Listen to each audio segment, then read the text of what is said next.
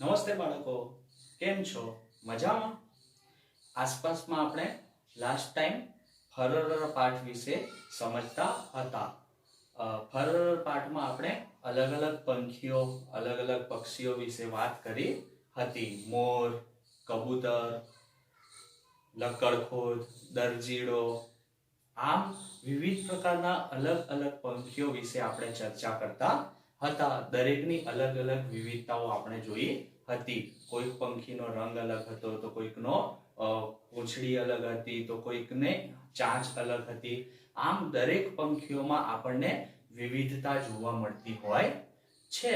તો આજે આપણે એ પંખીઓ વિશે વધારે આગળ સમજવાનો પ્રયત્ન કરીશું કે એ પંખીઓમાં બીજી કઈ વિવિધતાઓ આપણને જોવા મળે છે, અથવા તો કેવી રીતે આપણે એ પંખીઓને ઓળખીએ છીએ. તો અહીંયા બાળકો એક તમને કોષ્ટક આપેલો છે. એ કોષ્ટકમાં તમારે પંખીનું નામ લખવાનું છે. પહેલું છે એમાં પંખીનું નામ લખવાનું છે. પછી છે એમાં તમે ક્યાં જોયા છે, એટલે જે પંખીનું નામ લખો છો તમે, એ પંખીને તમે ક્યાં જોયા છે એના વિશે લખવાનું છે. પહેલી લાઈનમાં છે પાણીમાં, બીજામાં છે વૃક્ષ પર, ત્રીજામાં છે જમીન પર, ચોથું છે ઘરમાં અને પાંચમું છે ઉડતા. આમ દરેક કોષ્ટકમાં જે પંખીનું નામ લખો એ જ્યાં લાગુ પડતું હોય ત્યાં તમારે ખરાની નિશાની કરવાની છે અથવા તો લખવાનું છે. જેમ કે પહેલું આપણે લખીએ, એક ઉદાહરણ આપું તો ધારો કે પોપટનું નામ લઈએ તો પોપટનું નામ લખો તો એ પાણીમાં આપણને જોવા મળતું નથી, પરંતુ આપણને એ વૃક્ષ પર ઘણી વખત જોવા મળતું હોય છે. તો આપણે ત્યાં ખરું કરીશું, જમીન પર નહીં, ઘરમાં નહીં અને ઉડતા નહીં, પણ વૃક્ષ પર આપણને જોવા મળે તો ત્યાં આપણે ખરાની નિશાની કરીશું. એ જ રીતે બાળકો તમારે આખા કોષ્ટકમાં અલગ અલગ પંખીઓના નામ લખવાના છે અને દરેક પંખીઓ તમને ક્યાં જોવા મળે છે એના વિશે તમારે લખવાનું છે. બાળકો, આ આપણે એક કોષ્ટક પરથી તમને ખ્યાલ આવ્યો કે કયા પંખીઓને આપણે ક્યાં જોઈ શકીએ છીએ. ઘણા પંખીઓની ચાંચમાં પણ વિવિધતા જોવા મળતી હોય છે. પંખીઓની ચાંચ પણ આપણને વિવિધ અલગ અલગ પ્રકારની જોવા મળે છે. ઘણા પંખીઓની ચાંચ ચપટી હોય, તો ઘણા પંખીઓની ચાંચ લાંબી હોય, તો ઘણા પંખીઓની ચાંચ તીક્ષ્ણ હોય, તો ઘણા પંખીઓની ચાંચ ટૂંકી હોય. આમ બધા પંખીઓની ચાંચ પણ અલગ અલગ જોવા મળતી હોય છે. નીચે કેટલાક ચિત્રો આપેલા છે. એ પંખીઓને તમારે એમની ચાંચના આધારે તમારે ઓળખવાના છે. તો અહીંયા ઘણા બધા અલગ અલગ પંખીઓ આપેલા છે. પહેલું છે એ તમે જોશો તો ખ્યાલ આવશે. કોનું ચિત્ર છે? તો પોપટનું ચિત્ર છે. પહેલા ચિત્રમાં કોની ચાંચ છે? તો પોપટની ચાંચ આપણને જોવા મળે છે. બીજું છે, બીજા ચિત્રમાં આપણને કાગડાની ચાંચ જોવા મળે છે. કાળા કલરની એના પીછા જોવા મળે છે, શરીર જોવા મળે છે. તો એ ચાંચ કોની છે? કાગડાની છે. ત્રીજું ચિત્ર જોશો તો તમને ખ્યાલ આવશે કે કયા પંખીની ચાંચ છે. તો ત્રીજામાં કોની ચાંચ આપણને જોવા મળે છે? મોરની ચાંચ આપણને જોવા મળે છે. ચોથું ચિત્ર જોશો તો તમને કોની ચાંચ જોવા મળે છે? સમડીની ચાંચ આપણને એ ચિત્રમાં જોવા મળે છે. પાંચમું ચિત્ર જોશો તો તમને ખ્યાલ આવશે કયા પંખીની ચાંચ છે? તો બગલાની ચાંચ જોવા મળે છે. અને પાંચમું ચિત્ર ખાલી આપેલું છે. એમાં તમારે કોઈ પંખી, આ પંખીઓ જોયા એ સિવાય કોઈ પંખી જોયું હોય, એની ચાંચને તમે ઓળખતા હોય તો એ ચાંચ દોરવાની છે અને એનું નામ લખવાનો પ્રયત્ન કરવાનો છે. આમ આપણે જોયું કે વિવિધ ચિત્રોમાં દરેક પંખીની ચાંચ સરખી આપણને જોવા મળતી નથી. દરેક પંખીની ચાંચ આપણને અલગ અલગ વિવિધ પ્રકારની જોવા મળતી હોય છે. આમ પંખીઓની ચાંચમાં પણ આપણને વિવિધતા જોવા મળે છે. જેમ પંખીઓની ચાંચમાં પણ અલગ અલગ વિવિધતા જોવા મળે છે, અલગ અલગ જોવા મળે છે, તે જ રીતે દરેક પંખીઓનો ખોરાક પણ અલગ અલગ જોવા મળતો હોય છે. કેવી રીતે? તો કેટલાક પંખીઓ ફળ ખાતા હોય છે, તો કેટલાક દાણા ચણતા હોય છે, તો કેટલાક પંખીઓ ઈંડા ખાતા હોય છે, તો કેટલાક માછલી. આમ અલગ અલગ ખોરાક હોય છે. દરેક પંખીઓનો અલગ અલગ ખોરાક આપણને જોવા મળતો હોય છે. નાના જે પંખીઓ હોય એમને મોટા પંખીઓ એમનું માંસ ખાતા હોય અથવા તો ફળ ખાતા હોય, તો કેટલાક જેરા, ચકલી, પોપટ, કાગડો જેવા ચણ એટલે કે દાણા ખાતા હોય. આમ અલગ અલગ પંખીઓ અલગ અલગ પ્રકારનો ખોરાક લેતા જોવા મળતા હોય છે. આમ પંખીઓમાં ચાંચમાં, તેમના ખોરાકમાં પણ આ બાબતે વિવિધતા જોવા મળતી હોય છે.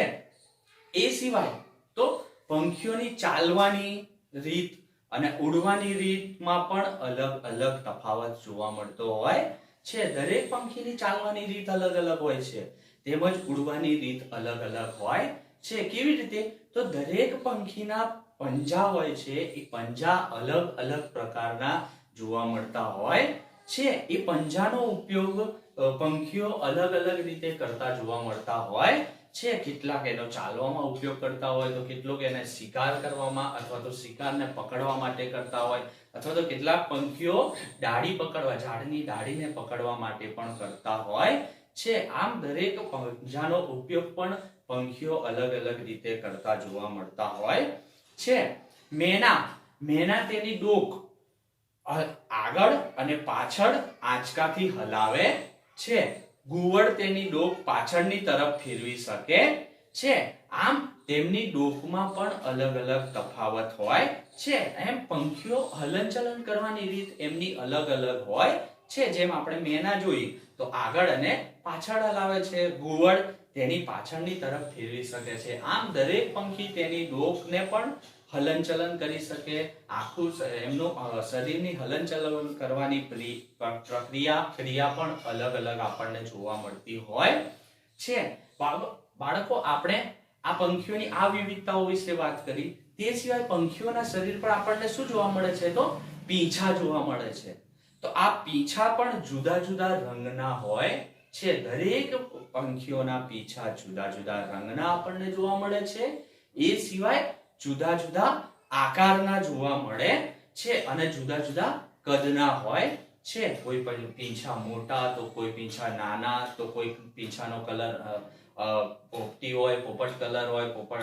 તો એ સિવાય મોરના પીંછા રંગબેરંગી કલરફુલ આપણને જોવા મળે છે.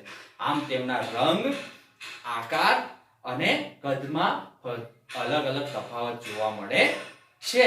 તેમના પીંછા તેમને ઉડવામાં અને તેમને હૂંફાળા રાખવામાં પણ મદદ કરે છે. જે પંખીઓના પીંછા છે એમને ઉડવામાં અને હૂંફાળા રાખવામાં મદદ કરે છે. કેટલાક સમય પછી આ પંખીઓ આ પીંછાને ખેરવી નાખે છે, એટલે કે પોતાના શરીર પરથી નીચે પાડી દે છે અને નવા પીંછા એ પંખીઓને આવતા હોય છે. આપણને એવું થાય, પંખીને જોઈએ તો આપણને એવું થાય કે આ પંખીના પીંછા આવા ને આવા જ રહેતા હશે, અથવા તો આટલા કલરફુલ, આટલા આપણને જોવા ગમતા હશે. પણ એવું નથી હોતું. એ પંખીઓ પોતાના પીંછા હોય છે એને અમુક સમયે ખેરવી નાખતા હોય છે. એ તમને ક્યાંથી ખબર પડશે? તો તમે ઘણી વખત આપણા ઘરમાં મોટે ભાગે કબૂતર જોવા મળતું હશે, તો જોજો. તો આપણા ઘરમાં અથવા તો ઘરની બહાર તમને કબૂતર કે એ સિવાય પંખીઓના પીંછા જમીન પર પડેલા જોવા મળશે. તો એ કેવી રીતે પડેલા હોય? તો પંખીઓએ પોતે ખેરવી નાખ્યા હોય અને પછી એ પંખીઓને પીંછા નવા આવતા હોય છે. તેમ ઘણી વખત એમ આપણે જમીન પર પીંછા પડેલા જોતા હોઈએ છીએ. તો આ પીંછા એ પંખીઓએ નીચે એમના શરીર પરથી ખેરવી નાખેલા હોય, એ જ પીંછા આપણને જોવા મળતા હોય છે. તો બાળકો, પંખીઓ સિવાય એવા કયા પ્રાણીઓ છે જે ઉડી શકે છે? આપણે પંખીઓની વાત કરી કે પંખીઓ ઉડી શકે છે, પણ એ સિવાય ઘણા બધા પ્રાણીઓ પણ છે કે જે ઉડી શકે છે. જેમ કે ચામાચીડિયું, પતંગિયું, મધમાખી. આ બધા એવા પ્રાણીઓ છે જે ઉડી શકે છે. પંખીઓ જેમ ઉડી શકે એમ આ પ્રાણીઓ પણ ઉડી શકતા હોય છે. બાળકો, અહીંયા પ્રશ્ન આપવામાં આવ્યો છે કે તમે પંખીની જેમ ઉડી શકો તો ક્યાં જવા માંગશો અને બીજું તમે શું કરશો? બીજો સવાલ છે, જો પંખીઓ ઉડી ન શકે પણ તેમના પગ પર જ ચાલતા હોય તો શું થાય? આ બાળકો તમારે જાતે વિચારવાનો છે અને તમારે જાતે વિચારીને આ પ્રશ્નોના જવાબ તમારે લખવાનો પ્રયત્ન કરવાનો છે. બાળકો, આજે આપણે જોયું કે પંખીઓમાં ઘણી બધી બાબતોમાં વિવિધતા જોવા મળતી હોય છે. તેમની ચાંચમાં, તેમના શરીરમાં, તેમના પીછામાં, તેમની તેમની ડોકમાં, તેમની હલનચલન કરવાની પ્રક્રિયામાં, તેમના અવાજમાં, આમ દરેક બાબતોમાં દરેક પંખીઓ અલગ અલગ વિવિધતા ધરાવતા હોય છે. તો આમ આપણને આ પાઠમાંથી ઘણા બધા અલગ અલગ પ્રકારના પંખીઓ વિશે આપણને જાણવા મળ્યું કે કયા પંખી કઈ બાબતમાં વિવિધતા ધરાવે છે. બાળકો, તમારે પણ તમારી આસપાસ જોવા મળતા આવા ઘણા બધા પંખીઓ વિશે તમારે સમજવાનો પ્રયત્ન કરવાનો છે અને એ પંખીઓમાં પણ ઘણી બધી વિવિધતાઓ રહેલી હશે. એ વિવિધતાઓને તમારે જાણવાનો પ્રયત્ન કરવાનો છે. Thank you.